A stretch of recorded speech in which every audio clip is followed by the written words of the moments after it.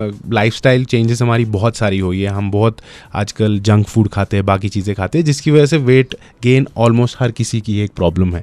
और इसकी वजह से ही काफ़ी सारी डिजीज़ कश्मीर में हम देखा है बहुत कॉमन हो गई है।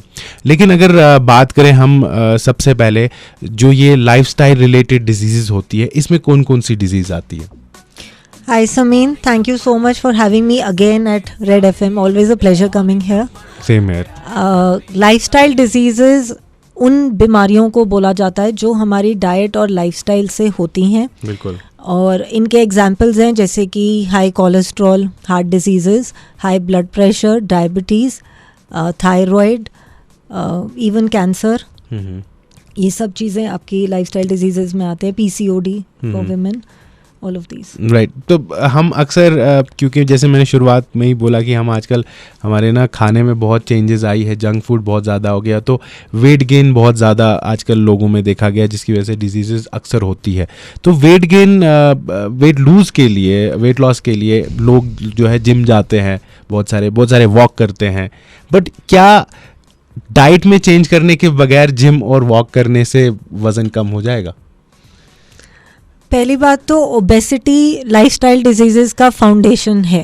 अगर आप ओवरवेट हैं तो आप ज़्यादा प्रोन हैं, रिस्क ज़्यादा है आपको लाइफस्टाइल डिजीजेस होने का।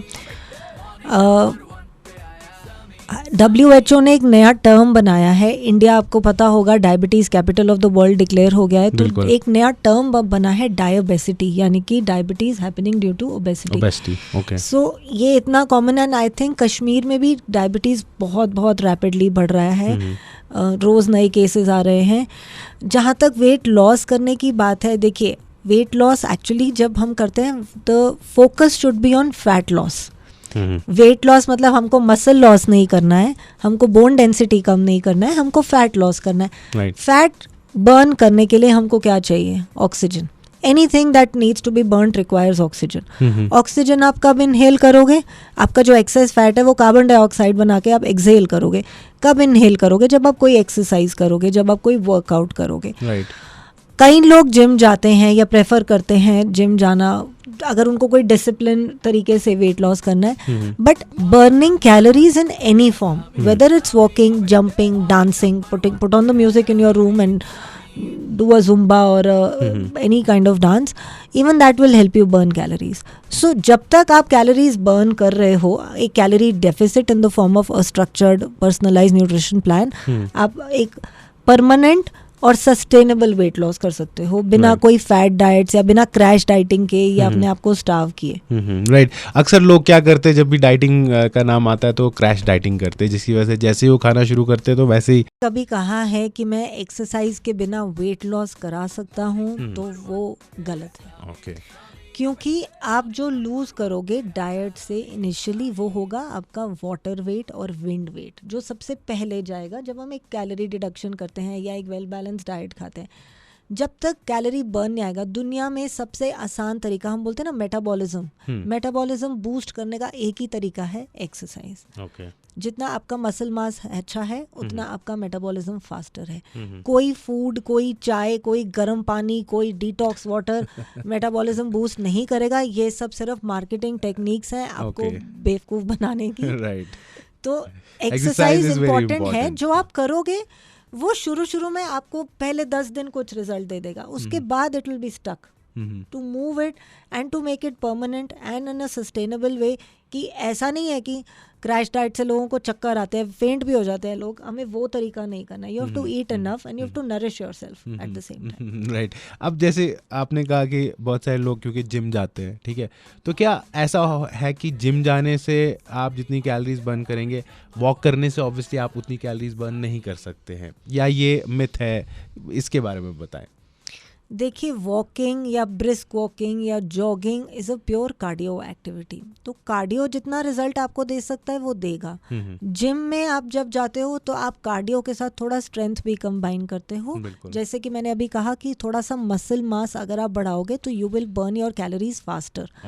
तो इसके लिए जब एक ऐसा स्ट्रक्चर्ड वर्कआउट होता है जिसमें स्ट्रेंथ और कार्डियो दोनों होते हैं, तो रिजल्ट्स डेफिनेटली बेटर और फास्टर आते हैं। पर ऐसा नहीं है कि जो लोग वॉक कर रहे हैं वो नहीं लूज़ कर सकते। आपके इंडिविजुअल टारगेट पे भी है। अगर आप 2, 4, 5, 6 किलो ओवरवेट हो तो वॉकिंग भी है। अगर आपका 20-30 किलो का गोल है then obviously more disciplined and structured workout is better. Right.